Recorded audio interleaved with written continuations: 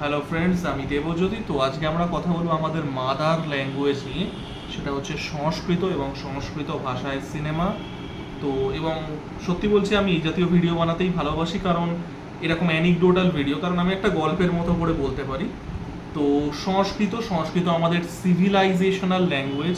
আমাদের একদম ঋগ্বেদের থেকে যদি আমি শুরু করি, তো এনশিয়েন্ট যে হিন্দু স্ক্রিপচার্সগুলো আছে, সেটা পুরাণ হতে পারে, সেটা রামায়ণ মহাভারত বা পরবর্তী বেদের যে অধ্যায়গুলো, সেগুলো সংস্কৃত ভাষায় লেখা। It is our civilisational language. এবং টেকনিক্যালিও সংস্কৃত কিন্তু ইন্দো আরিয়ানিক যে ল্যাঙ্গুয়েজগুলো আছে সেটার মাদার ল্যাঙ্গুয়েজ। ইন্দো আরিয়ানিক ল্যাঙ্গুয়েজ হচ্ছে বাংলা, অসমিয়া, হিন্দি, অবভিয়াসলি কাশ্মীরি, পাঞ্জাবি, মানে নর্দার্ন ইন্ডিয়াতে। এবং ইন্ডিয়া বলতে আমি অবিভক্ত ইন্ডিয়ার কথা বলছি, সেটার মধ্যে সিন্ধি, উর্দুও আসবে। তো এই যে ইন্দো আরিয়ানিক যে ল্যাঙ্গুয়েজ গ্রুপটা আছে, সেটার উৎস, সেটার মাদার ল্যাঙ্গুয়েজ হচ্ছে সংস্কৃত। এবং আনফর্চুনেটলি সংস্কৃত এখন একটা সেরিমোনিয়াল ল্যাঙ্গুয়েজ হয়ে গেছে। আমরা শুধুমাত্র মন্ত্রোচ্চারণ বা শুধুমাত্র ধরুন কোনো পুজো পাঠ বা বিয়ে বা অন্নপ্রাশন এই জাতীয় ক্ষেত্রে শুধু সংস্কৃতর প্রয়োগ করি, বা অনেকে যারা সংস্কৃত নিয়ে পড়াশুনো করছে, মানে একাডেমিক লেভেল সংস্কৃত চর্চাটা করছি।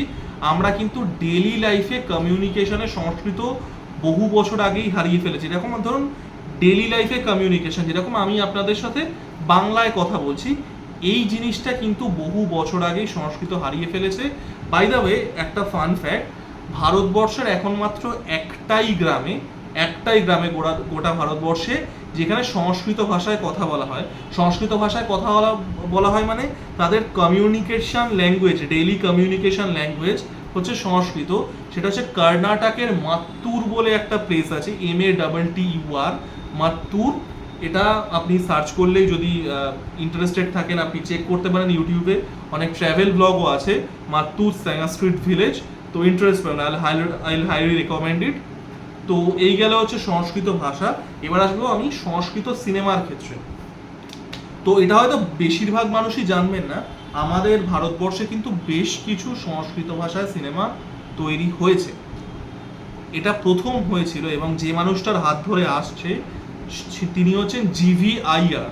এবার এই GV আইয়ারকে বাঙালিরা বা বিশেষ করে মিঠুন চক্রবর্তীর ফ্যানরা চেনে হচ্ছে স্বামী বিবেকানন্দ সিনেমাটার জন্য, যেখানে মিঠুন চক্রবর্তী রামকৃষ্ণ পরমহংসের রোল করেছিলেন এবং ন্যাশনাল অ্যাওয়ার্ডও পান। তো সেটার ডাইরেক্টর ছিলেন GV আইয়ার। তো GV আইয়ার ভারতবর্ষের তথা পৃথিবীর প্রথম পুরোপুরি সংস্কৃত ভাষায় সিনেমা বানাচ্ছেন। সেটা হচ্ছে আদি শঙ্করাচার্য। 1983 সালে আদি শঙ্করাচার্য পুরো সংস্কৃত ভাষায়, শুরু থেকে শেষ অবধি যেরকম বাংলা সিনেমা হয়, ইংলিশ সিনেমা হয়, হিন্দি সিনেমা হয়, সেরকম পুরোপুরি সংস্কৃত ভাষায় প্রথম সিনেমা আদি শঙ্করাচার্য। আমরা সবাই পরিচিত নামটার সাথে। অদ্বৈত বেদান্তবাদের যিনি প্রবক্তা ছিলেন, তো তার জীবন নিয়ে সিনেমা পুরো সংস্কৃত ভাষায়। GV আইয়ার বানাচ্ছেন সেকেন্ড পুরোপুরি সংস্কৃত ভাষায় সিনেমা, যেটা হচ্ছে ভগবদ গীতা। নাম শুনেই বুঝতে পারছেন কি নিয়ে।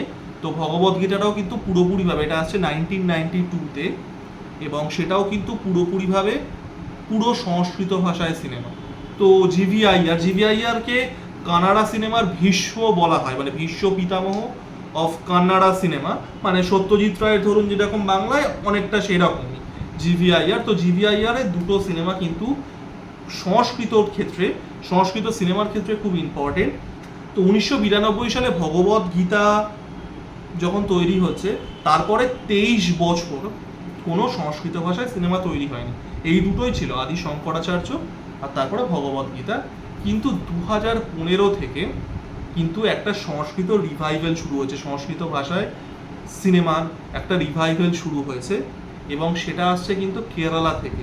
কারণ কি বলুন তো, এই কেরালা এবং কর্ণাটকের যে কোস্টাল রিজিয়নটা আছে কেরালাতে, মালাবার রিজিয়ন, তারপরে কর্ণাটকেরও, এখানেই কিন্তু এখনো অবধি যে এনশিয়েন্ট যে ভারতীয় কালচার, সেটা কিছুটা হলেও প্রিজার্ভ আছে।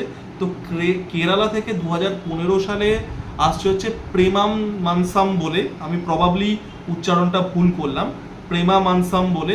তো এটা আবারও পুরোপুরি ওই আদি শঙ্করাচার্য এবং ভগবদ্গীতার পরে তৃতীয় পুরোপুরি সংস্কৃত ভাষায় সিনেমা। এবং তারপরে actually it is kicking off kind of a revival of Sanskrit cinema. এবং এই দুটো ইন্ডাস্ট্রি থেকেই কিন্তু, কর্ণাটক এবং কেরল থেকেই কিন্তু তারপরে বেশ কিছু সংস্কৃত ভাষায় সিনেমা তৈরি হয়েছে। তার মধ্যে এক সূর্যকান্ত বলে একটা সিনেমা আছে, ইশতি বলে একটা সিনেমা আছে। By the way this are all available on YouTube, যদি কারো দেখতে ইচ্ছে হয় আমায় কমেন্ট বক্সে জানাবেন, আমি না হয় লিঙ্ক দিয়ে দেবো।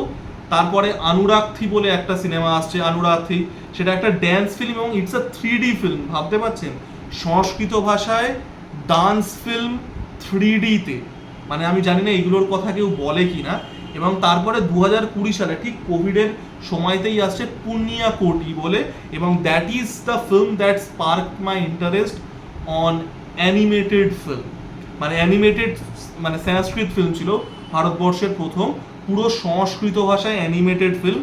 পুণ্যিয়া কোটি একটা কি বলবো, একটা মাইথোলজিক্যাল স্টোরি, যেখানে একটা গরু যে সবসময় সত্যি কথা বলে। খুব সুইট সিনেমা, আমি নেটফ্লিক্সে দেখলাম, টেক ডাউন করে নিয়েছে।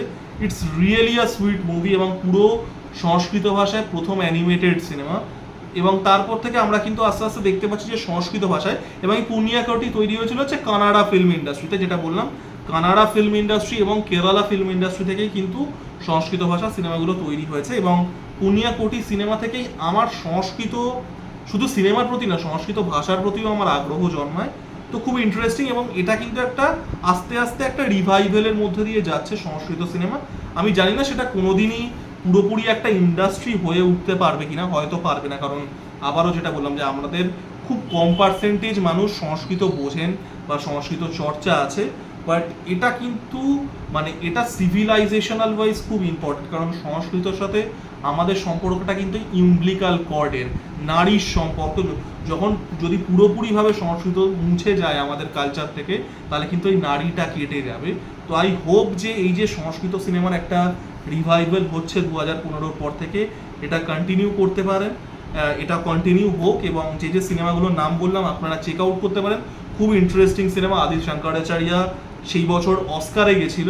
তো আপনাদের যদি কোনো সিনেমা দেখতে হয় আমাকে বলবেন, আমি লিঙ্ক দিয়ে দেবো। এবং আমার ভিডিওটা কেমন লাগলো জানাবেন, লাইক, কমেন্ট এবং সাবস্ক্রাইব করে আমার পাশে থাকুন। ধন্যবাদ।